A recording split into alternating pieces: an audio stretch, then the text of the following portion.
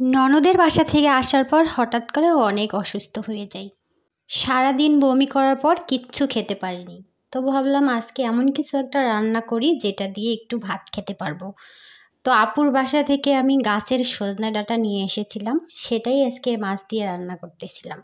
তো ভাবলাম পেজেরও তো 12টা বেজে গেছে রিচ এবং এঙ্গেজমেন্টের, তাই ভিডিও করলাম যাতে ভিডিওটা পেজে দিতে পারি।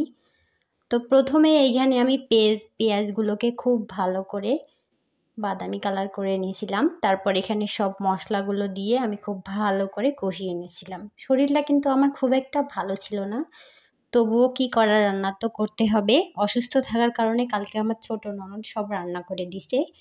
আজকে আলহামদুলিল্লাহ একটু ভালো লাগছিল, তাই আমি নিজেই রান্না করছিলাম।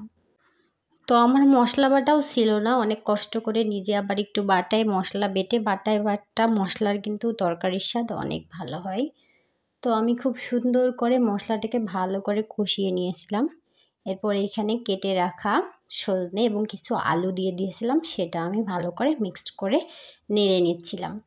এরপর এখানে নাড়া হয়ে গেলে আমি হালকা পানি দিয়ে আরেকটু কষিয়ে নেব। পানি দিয়ে কিন্তু ভালো করে একটু কষিয়ে নিয়েছিলাম, যেহেতু সজনা একটু সিদ্ধ হবে। তারপরে একটু বেশি পানি দিয়ে আমি এটাকে সিদ্ধর জন্য ঢাকনা দিয়ে ঢেকে দিই। এরপর কিছুক্ষণ পর আবার ঢাকনাটা উল্টে এটাকে ভালোভাবে নেড়ে চেড়ে দিচ্ছিলাম, যাতে মশলাগুলো সজনের ভিতরে ঢুকে যায়। তারপর ভালো একটা বলক আসার পরে আমি এখানে আমার ভাজা মাছগুলো দিয়ে দিয়েছিলাম। মাছটা দেওয়া হয়ে গেলে আমি আবার এটাকে ঢাকনা দিয়ে ঢেকে দিব, যাতে মাছের ভিতরেও মশলাগুলো খুব সুন্দরভাবে ঢুকে যায়। তো এদিকে কিছু থালা বাসনও জমে গিয়েছিল, এগুলো আমি ভালো করে ধুয়ে নিলাম। প্রথমেই তোমরা দেখতে পেয়েছো কিন্তু বাবুকে আমি সজনা ডাঁটা দিয়ে ভাত খাওয়ানোর চেষ্টা করছিলাম, সে কিন্তু খেতেই চাচ্ছিল না, যেহেতু আমি একটু ঝাল ঝাল করে রান্না করছিলাম।